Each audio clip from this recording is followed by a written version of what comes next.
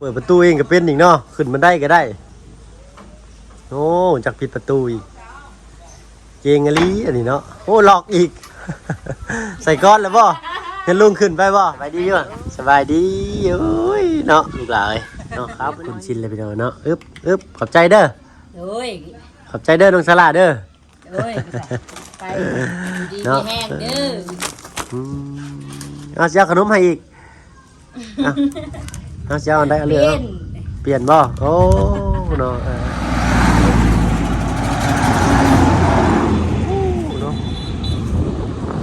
เนาะเอ้ยตุดลากขอกไข่เนาะเอ้าพี่น้องเนาะมื้อนี้ก็ตัดภาพเปิดภาพออกมาที่บ้านสะแล้วคือเก่าเด้อพี่น้องเนาะแวะมาหาทางอันน้องซ้อนเนาะให้แม่น้ำตาลเพิ่นเนาะแต่ว่ายังบ่พบพ่อน้องเพิ่นมาแต่สวนเนาะน้องเพิ่นก็ไปหาอาบน้ำอาบในบ่บุเนาะในระหว่างรอท่าน้องซ้อนก็สิขึ้นไปเยี่ยมไปยามทางน้องซาระเพิ่นพี่น้อยเนาะน้องซาระแต่ว่าบ้านเอิ้นกันเนาะพุ่นแหละอยู่ทางเทิงพุ่นเลยเนาะจักว่าน้องเพิ่นสิอยู่หรือบ่เนาะมามื้อนี้ก็4คนพี่น้อยเนาะมื้อนี้มาก็บ่มีหยังพี่น้อยมีแต่นมกับขนมไปฝากน้องเพิ่นเนาะน้องซาระเพิ่นอยู่เฮือนอยู่บ่เด้เนาะไปพี่น้อยเนาะพ่อๆก็อยู่เทิงพุ่นเลยเนาะ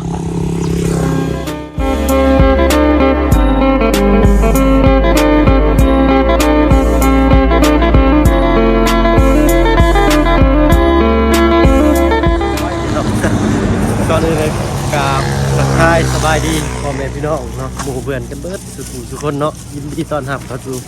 ช่องบ่าวเพิ่งเคยหล่าเด้อพี่น้อยเนาะบ่ว่าทั้งในและก็ต่างประเทศก็ยินดีเข้าสู่ช่องบ่าวเพิ่งเคยหล่าเนาะวันนี้ก็มาแวะเวียนหาน้องซาระเพิ่นเนาะอยู่เพื่อนอยู่บ่เด้พี่น้อยเนาะ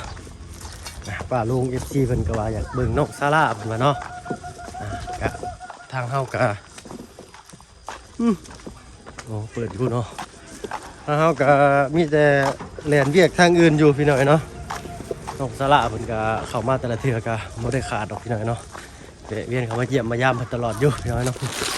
อยู่เพื่อนอยู่บ่เนาะเมื่อยพี่น้อยเนาะใส่ทางอันพอน้องซ้อนกับน้ำหาลูกชายอยู่ เนาะอยู่เพื่อนอยู่บนเด้เนาะประตูก็คือเปิดอยู่นอนมือนี่เนาะเอาพี่น้อยเนาะปึ๊บไปน้องซาร่าเนาะแวะเวียนขึ้นมาพี่น้อยนะมื้อนี้สบายดีน้องซาร่าสุดจ้าเบิ่งอยู่เนาะสบายดีเจ้าเนาะโอ้เป็นอะไรสาวแซ่ฮ้อนอยู่บ่มื้อนี้สบายดีบ่อ้ายฮักก็มาฮอดมื้อนี้ก็สบายดีอยู่เนาะโอ้ยขอโทษขออภัยพี่น้อยเนาะมาฮอดเมื่อวานนี้แต่ว่าค่ำเลยบ่ได้แวะขึ้นมาหาเนาะเฮ้ยฮักก็ตื่นนอนบ่น้องซาร่านี่เบิ่งอันบ่าวขอฟังเสียงหวานๆของเจ้าได้รู้จักบาดเสียงหวานบ่จักนี่ ยังบ่ได้รับบ่นอนแล้วป้าลุงถามหาน้องซาร่าแซวพี่น้อยเนาะน้องซาร่าบ่เพิ่งก็เข้ามาก็ย่านน้องเพิ่นให้นะพี่น้อยเนาะก็เลยบ่อยากกล้าเข้าหาน้องเพิ่นปานใดเนาะน้องเพิ่นญาติน้องเพิ่นยังบ่ชินเนาะต้องไปแช่น่ะซาร่าเอ้ยกินข้าวแล้วบ่กินแล้วได้ยังกินอันซาแซกินผักกูดกินข้าวปุ้นผักกูดผักกูดอ๋อผักกูด1ผักกูดจ้ำเตียวเนาะ วันนี้อะไรก็ปอจุไนเป็นบอสเซ่ปลาชนายปอจุไนเนาะมานี่มาเอาขนมไหมขนมนี่เพิ่นเอิ้นว่าได้ก็อยู่นี่บ่ฮู้กี่ล่ะเนาะเป็นตะแพงกันพี่น้อยเนาะมารอบนี้เพิ่นเบิ่งอยู่พี่น้อยเฮ็ดทางน่ะเพิ่นเปิดเพลงกันพี่น้อยเนาะโจ๊กก่อนเด้อประตูเด้อเนาะขออนุญาตบาดคำนำได้หลาย เพิ่นก็บ่ได้ยินดอกพี่น้อยเนาะโตเสียงฟ้าห้องเมื่อคืนนี่ฝนตกอยู่บ่ซะแซ่บ่ได้ฝนตกเนาะทางบ้านหรือว่าฝนตกอยู่ได้เล็กน้อยพี่น้อยเนาะอึ๊บเหมือนกันเอากล้องกันพี่น้องกันอึ๊บโอ้ยชุดสำนีพี่น้อยเนาะ ใช้อันใดก็ปอจุไนโอ้ขนมนี่เพิ่นว่าอะไร ปลาสไนล่ะ พอสิไหนอันนี้เอา กินอัน แต่บ่าวมียังมาให้มีแต่นมกับขนมมะ ขับใจเด้อ เด้อเนาะ ขับใจล่ะขับใจนะ อยู่ท้ายรถอย่าห้อนเลยเนาะโอ้เนาะ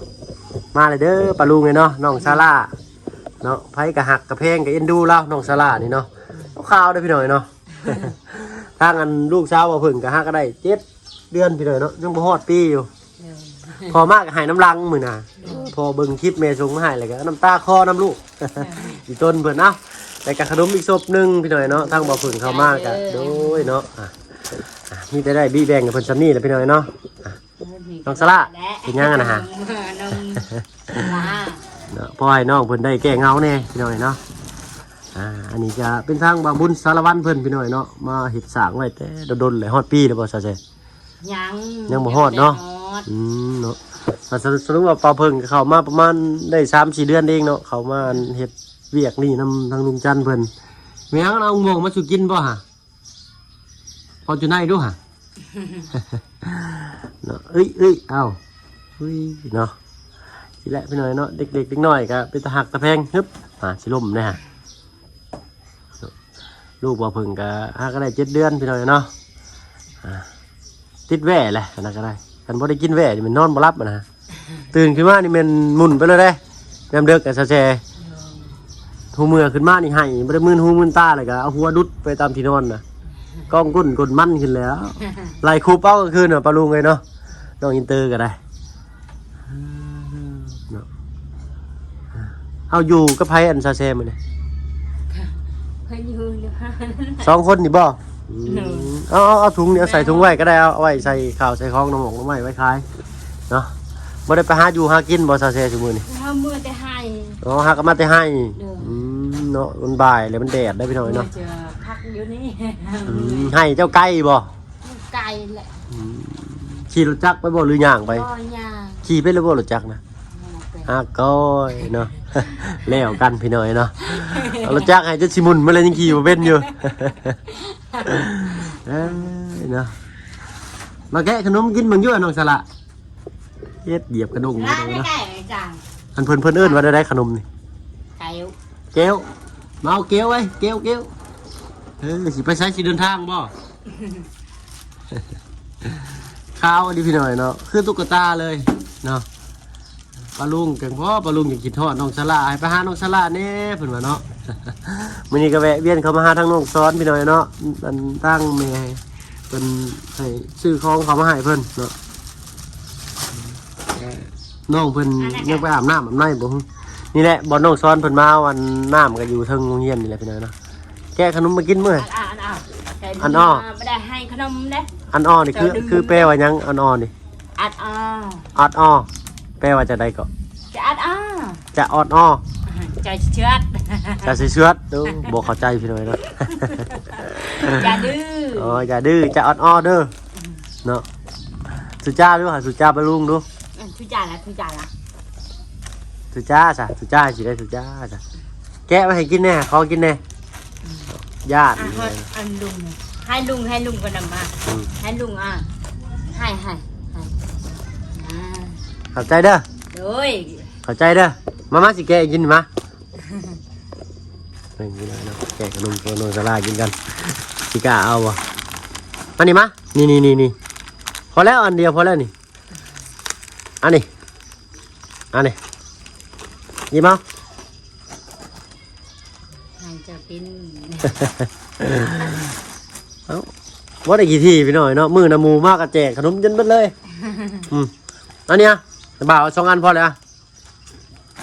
ลุงกินไงล่ะข้าวเต่าไก่โยกนะอันนี้แลกกันมากินด้วยจ้ะจะกินด้วยจ้ะไปเลยไปเล่นกระด้งปึ๊บพู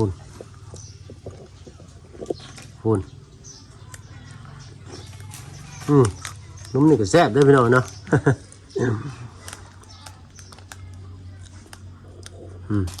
เห็นไหมเตาะแตะพี่น้องเนาะ บ่มีหมักไม้เนาะโอ้บ่ได้เบิ่งหมักไม้จำพี่น้อยเนาะคือเงาะแล้วเนาะยามนี่เนาะซะแซ่เนาะ กินข้าววะ หึ กินข้าว กินแล้วเด้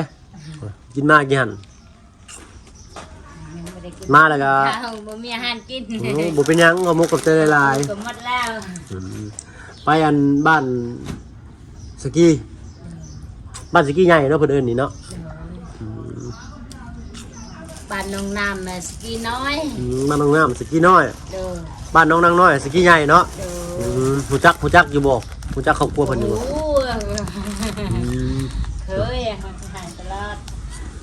ไปอัน กินล่ะอยู่บ้านสกีน้องน้ำนี่แหละเดี๋ยวหาไปหากิน ไปหาของกินของอยากนี่เนาะ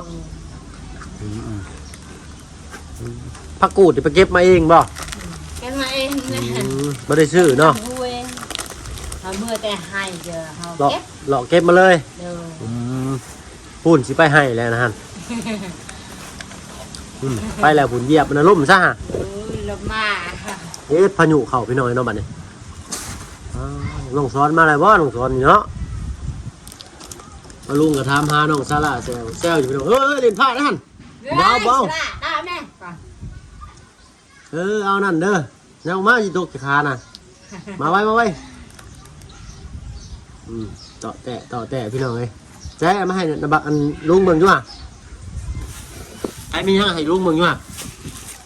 ครับกิมเลยนี่ เนาะผมบอกเฮงบ่ได้น้องตกใจหน่อยเนาะแม่งอันนี้ปลูกผักบ่จะปลูกผักบ่ แต่ยืนเรื่องเนี่ยก็ช่วยค่ะอันเด็ดเลยเหมือนหาเราไง เฮียแล้วบาดนี่ปลูกผักเป็นแล้วบ่ใหญ่สักหน่อยนี่จะเป็นตะแพงไปหน่อยเนาะทางเข้ากับสิแวะเวียนอยู่นี่แหละหน่อยเนาะปาลุงกับฝากเป็นกำลังใจให้หน่อยเด้อเนาะพอได้แวะเวียนมาหาทางน้องซาร่าเนาะเงินมีคำพอได้ชื่อขนมมาต้อนน้องซาร่าเพิ่นพี่หน่อยเนาะเราก็มีบหลายพี่หน่อยเนาะได้แต่นมได้กระซอยแพ็คหน่อยหนึงแล้วก็ขนมทบหนึงเนาะแต่ก็ยังมากินน้ำน้องได้อยู่ห่อหนึง กิน เอ้าฝากแน่นี่ไว้ อันนี้ก็ได้ เงินติวไปโหลดบ่ กินอีก พอแล้วอุ้ยพอแล้วไว้ให้น้องมัน กินนะสลากินหนึ่งคนเดียวทั้งหมด กะแบ่งลูกแบ่งร้านอะไรเนาะเพิ่นมาเล่นมันเห็นมันก็ได้พอให้มีหมู่มาเล่นน้ำน้องสลาเด้ยังน่ะสิเอายังมาปั้นให้อันลุงอ่ะใจเห็นยังปลาลุงมาได้เบิ่งกะมีแห้งดอกเพิ่นเนาะสิปลูกผักเลยปลาลุงเลยผักบัวเพิ่นเนาะเห็นจังอ่ะน่ะอ้วนตับเลยพี่หน่อยเนาะบ่ได้จับ จะ น้ำ ลองงานค่ะ ใส่นี้บ่ จะนายแอนจะลองนายแอน เจาะลองในแอน เพิ่นเข้าใจแต่ภาษาเพิ่น คนลาวก็เรียนภาษาแล้วเท่า เจ้าคือบ่บอกน้องสอนน้องเพิ่นเว้าภาษาลาวเจ้าเว้าก็ได้หลายอยู่นะ เขายังมาเป็น ยังบ่เป็นเว้าถ้าเราถามไปนี่ฮู้อยู่เนาะใช่ว่าข้าวเปลือกนี่เพิ่นเอิ้นได้บ้านจ้ะ โดยชรอ โดยชะลอ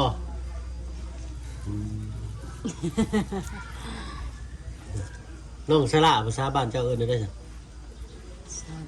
เนี่ย ชาลา เอิ้นสละเนาะฮอดบ่2 ปีนี่ใช้มันเหี่ยไปเลยหั่นเอาใส่ถุงไว้อยู่หั่นเอาใส่ถุงอ่ะดิถุงอ่ะในผักชีบ่นี่หุบบาดป้าตู้ใช้มียังในกระตานี่กระตากระลุกไปเลยพี่น้อยเนาะ โอ้กระตาไว้ได้นี่เนาะเมนบอลซาเซ่ จะเอิญกระเอิญน่ะเอิญกระตา บอเพิ่นเอาไว้เนาะซานนี่เนาะเมนบอหรือไม่ไผ่ไว้เนาะเดี๋ยวนี้เนาะ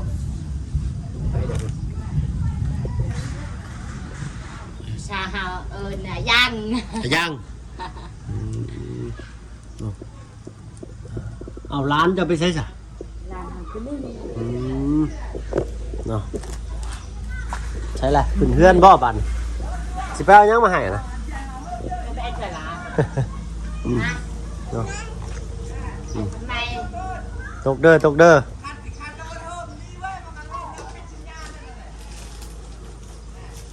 ครับโอ้เปิดประตูเองก็เป็นอีกเนาะขึ้นมันได้ก็ได้โอ้จักปิดประตูอีกเจงอลีอันนี้เนาะโอ้หลอกอีก ใส่ก้อนแล้วบ่เห็นลุงขึ้นไปบ่โอ้ใส่ก้อนไว้อีก ลงไปเฮ้ยค่อยๆลงด้วยลงด้วยให้ลูกงุ่มบ่ให้ลูกงุ่มนี่บ่ได้ให้ลูกงุ่มลงบ่สินะสิอุ้มมันลงมานะลงมาสัตว์จะในน้องมันสิญาติเนาะนั่งลงลูกหลานนั่งลงนั่งลงเด้อนั่งลงเด้อนั่งลงเด้อเนาะเก่งอะลีอันนี้เนาะเพิ่นแบบว่าอยากให้ฮู้ว่าขึ้นเฮือนนี่สินะพี่น้อยเนาะ พี่น้อยเนาะอยู่กุ๊กมุกับแม่เพิ่น2คนเนาะอายะไปใช้อายะอายะไปลินนี่บ่ได้เนาะไปลินนั่นได้พี่น้อยบางทีเพิ่นก็ไปไปล้มเรื่องบ้านการเมืองหรือว่าใดๆนี่แหละหาอยู่หากินเนาะทางเพิ่นชื่อเนาะไปลินหน่อยเนาะกลับไปลิ้นไปใช่น่ะเขาไปใช่น่ะแดกแลนเลยพี่น้อยเนาะเตาะแตะอยู่นี่แหละเพิ่นสิติดตามชีวิตน้องซาร่าให้ป้าลุงเบิ่งพี่น้อยเนาะรอบนี้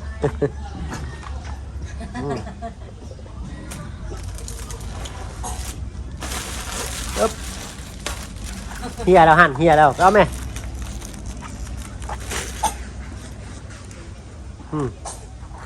เป็นไอบ่ไปใช้นั่น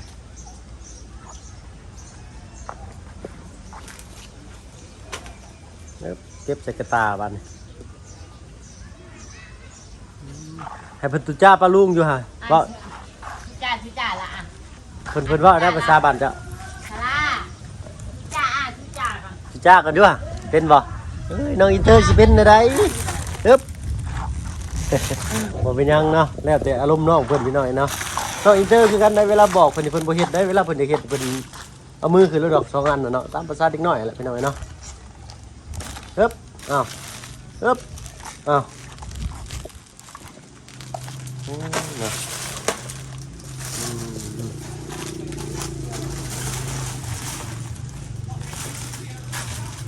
ฝนก็เริ่มขึ้นมาแล้วพี่น้อยเนาะทางบ่บุญสารบัญเพิ่นก็ยังไปส่งกับข้าวกับน้ำให้ทางบ้านน้องนางน้อยเพิ่นเนาะเพราะว่าย่านคนที่มาสดสวยเฮ็ดเฮือนซ่านย่านเพิ่นบ่มีอาหารกินเพราะว่าทางอันน้องโอเพิ่นก็มาเลยล้มบัดนี้เพราะว่าทางน้องโอเพิ่นก็ยังค่ากับมั่งเพื่อนเก่าออกก็เลยบ่ได้มีเวลาไปหาของอยู่ของกินเท่าไหร่เนาะจะใส่ตะกร้าแล้วบัดนี้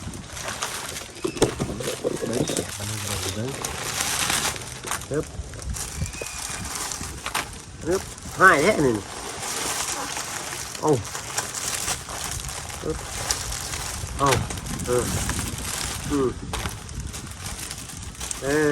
นาะบ่ได้ไปลิ้นน้ำหมูบ่นิดหน่อยมีแต่ยำมือแรงบ่เลยลงไปหน่อยนึงอยู่แต่น้ำแม่เนาะบ่ได้ติดหมูไปหน่อยเนาะบ่ให้บ่เดี๋ยวก็ให้แบบนี้แหละแต่ว่าบ่ค่อยให้เนาะ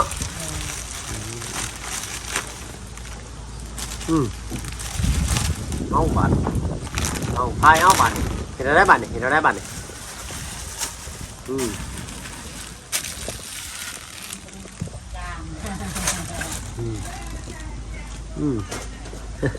นั่งอีกหน่อยพี่น้อยเนาะเอาลากไปบัตร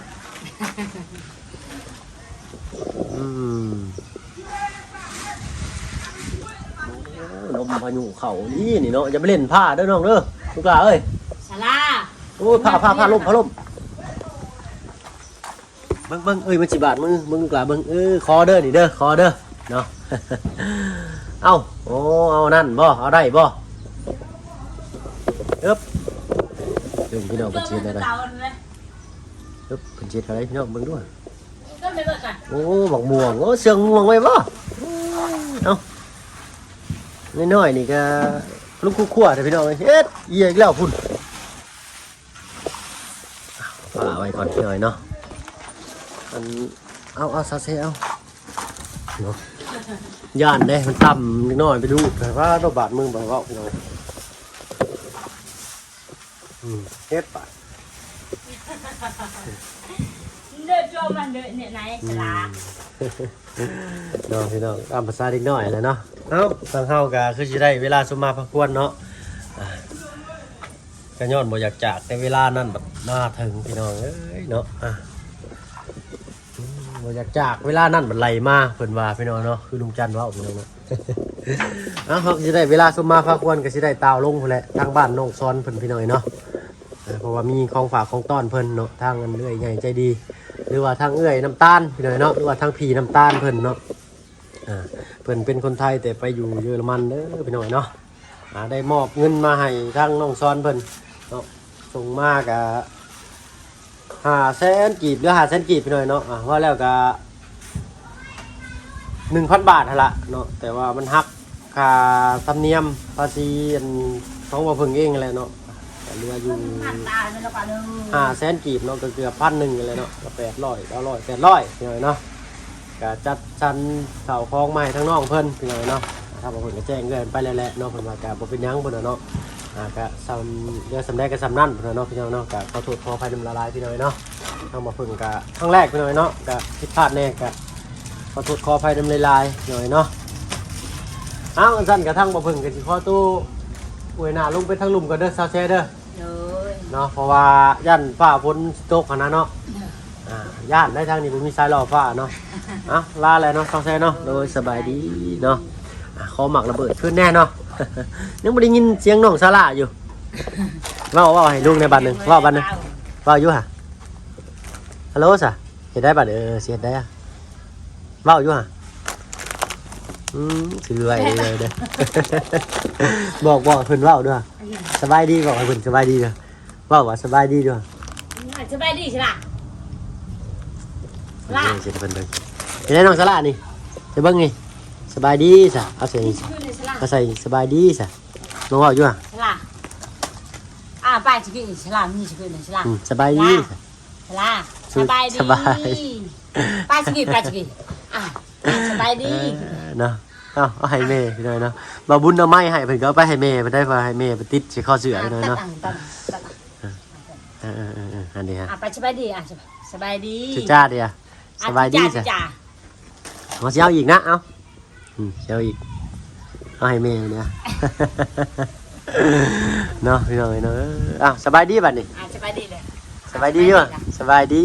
โอ้ยเนาะลูกหลานเนาะครับไปเลยอยู่เนาะเอาเนาะสำหรับคลิปนี้ก็สิขอโซลาลงแล้วเด้อพี่น้อยเนาะว้าวอยู่ห่ะสบายดีว่าได้ยินเสียงเลยพี่น้อยเนาะขอโทษขออภัยน้ำลายๆสำหรับคลิปนี้ก็สิขอโตลาลงแล้วพี่น้อยเนาะพบพ่อคลิปหน้าก็แล้วกันเนาะให้ลุงเมื่อเอามาคืนอยู่ห่ะเมื่อเลยเอามาคืนเป็นให้ลุงเอามาเบิ่งเหรอให้ลุงเอายางวันนี้ตุ้ยเริ่มคุ้นชินเลยพี่น้อยเนาะอึ๊บขอบใจเด้อขอบใจเด้อน้องสลาเด้อไป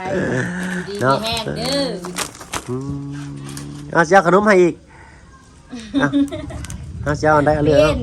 เปลี่ยนบ่โอ้เนาะขอบใจเด้อน้องสลาเด้อให้ลุงเอาพี่น้อยเนาะสำหรับคลิปนี้ขอตัวลาลงแล้วพี่น้อยเนาะพบพ่อกันคลิปหน้าไปกันเด้อเนาะโดยสบายดีเนาะบ๊ายบายเด้อบ๊ายบายด้วยค่ะบ๊ายบายด้วยลูกไปลุงบ๊ายบายเนาะไปพี่น้อยเนาะซัมนี่กะอิ่มอกอิ่มใจป้าลุงนั่นแหละพี่น้อยเนาะเอาทางเฮากับสิบุเล่ผมพ่อกันทางบ้านน้องซ้อนเนาะสำหรับคลิปนี้ลาแล้วพี่น้อยเนาะผมพ่อกันคลิปหน้าเอาเป็นว่าสบายดีเนาะ